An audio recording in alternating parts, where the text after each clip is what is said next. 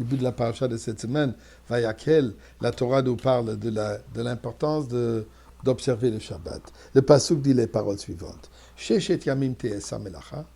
Pendant 6 jours, le travail sera fait. Au bayom hashvi'i elachem kodesh, Shabbat Shabbaton. Et le 7e jour soit un jour sanctifié, le jour de Shabbat. Qu'est-ce que ça veut dire te'aseh melacha? Le travail sera fait. Pas te'aseh melacha, tu vas travailler. Te'aseh melacha donne cette connotation que le travail sera fait par quelqu'un d'autre. C'est qui? C'est quoi? Eh bien, nous dit la Torah, vous allez garder le Shabbat, vous allez observer le Shabbat, vous allez voir que tout le travail de la semaine sera fait par Dieu pour vous. Vous devez faire l'exercice, travailler, oui, absolument. Mais le résultat, le succès de tout ce travail viendra par Akadosh Baruch Hu, par Dieu, dépendamment si on observe le Shabbat. Le fait d'observer le Shabbat nous protège, nous aide, nous sauvegarde et nous assure notre succès. Eh bien, écoutez une histoire extraordinaire qui est arrivée ici dans les années fin 60, je crois, début 70. À l'époque, il y avait une grande compagnie ici, compagnie de camions, Richler Trucking.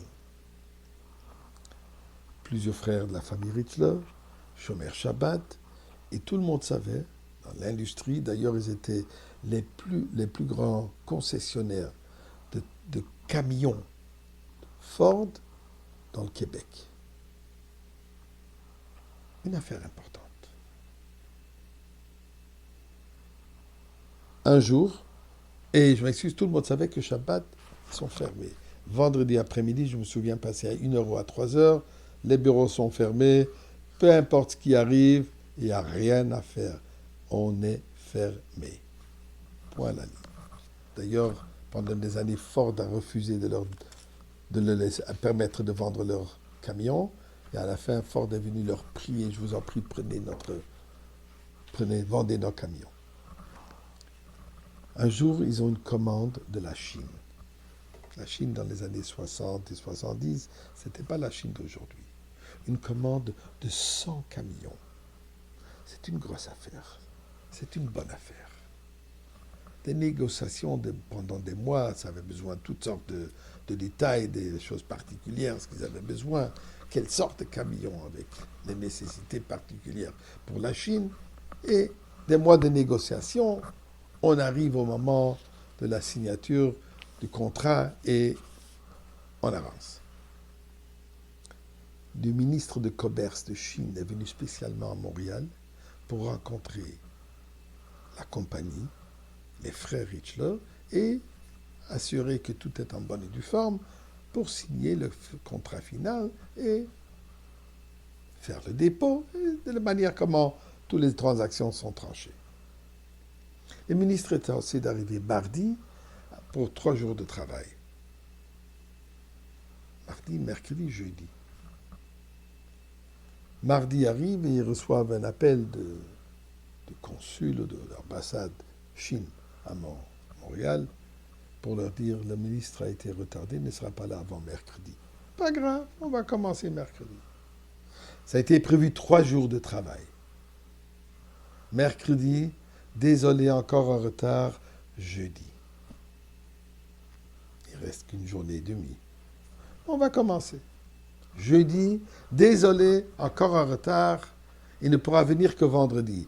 Monsieur Richler leur dit, écoutez, vous êtes les bienvenus, mais sachez que nous, on ferme vendredi tôt.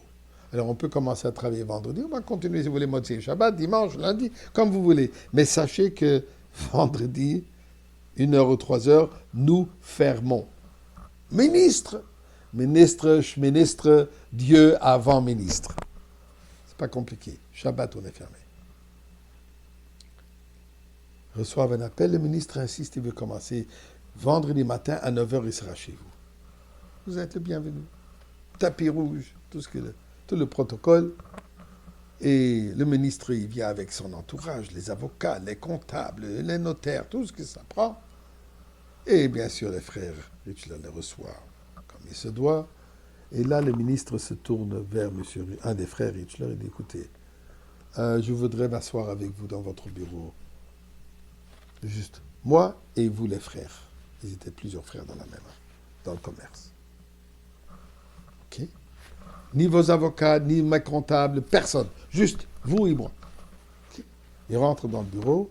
Le ministre dit, donnez-moi le document final pour signer, je signe tout de suite. Vous ne voulez rien vérifier? Nous avons des montagnes de documents. Non. Vous êtes sérieux? Absolument. Et je vais vous dire pourquoi. On s'est renseigné que pour vous, le Shabbat, votre Shabbat, c'est sérieux. Des gens qui sont tellement sérieux, tellement honnêtes, avec leur religion, je leur fais confiance totale. Je n'ai pas besoin de vérifier quoi que ce soit. Ma signature et Shabbat Shalom. Le Shabbat les a aidés. Te'aseh melacha. Là-dessus, mes chers frères et sœurs, je vous souhaite Shabbat Shalom.